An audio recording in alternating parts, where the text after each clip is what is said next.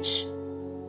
दोस्तों, आज मैं आपको भगवान बुद्ध की एक कथा सुनाने जा रही हूँ। ये कहानी बेहद रोचक और प्रेरणादायक है, जिससे हमें सीख मिलती है कि परिस्थितियां चाहे कैसी भी क्यों न हो, हमें अपने क्रोध पर नियंत्रण रखना चाहिए। दोस्तों, इस कहानी का उल्लेख जातक कथाओं में भी किया गया है। एक बार की बात है, भगवान बुद्ध अपने अनुयायियों के साथ भ्रमण करते और लोगों को उपदेश देते हुए एक नगर में पहुंचे। जब उस नगर के लोगों को ये बात मालूम हुई तो उन्होंने भगवान बुद्ध और उनके अनुयायियों का स्वागत किया।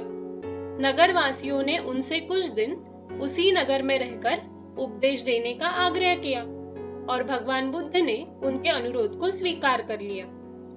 नगर के बाहर उनके रहने की व्यवस्था की गई, जहां वो प्रतिदिन लोगों को उपदेश देने लगे। उसी नगर में एक ऐसा व्यक्ति भी रहता था जो बेहद दुष्ट था और भगवान बुद्ध को नापसंद करता था।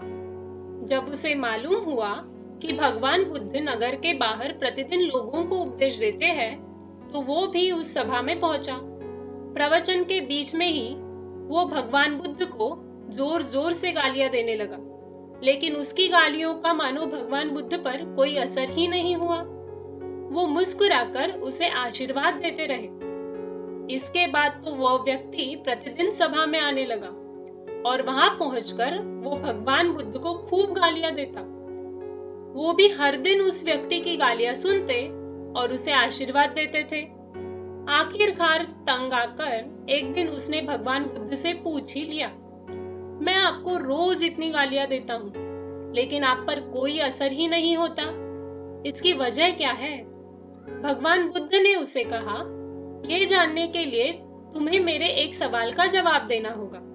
सवाल ये है, मान लो तुम्हें किसी व्यक्ति को कोई वस्तु उपहार में देनी है, लेकिन अगर वो व्यक्ति तुम्हारे उपहार को स्वीकार नहीं करे तो अंत में वो वस्तु किसके पास रहेगी?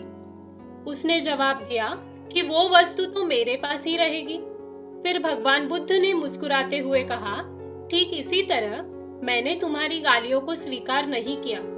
उस व्यक्ति को तुरंत अपनी भूल का एहसास हुआ और उसने क्षमा मांगी। फिर उन्होंने कहा कि इंसान को कभी क्रोध नहीं करना चाहिए और दूसरों के प्रति प्रेम और दया का भाव रखना चाहिए। दोस्तों, सचमुच क्रोध ही हमारा सबसे बड़ा शत्रु है।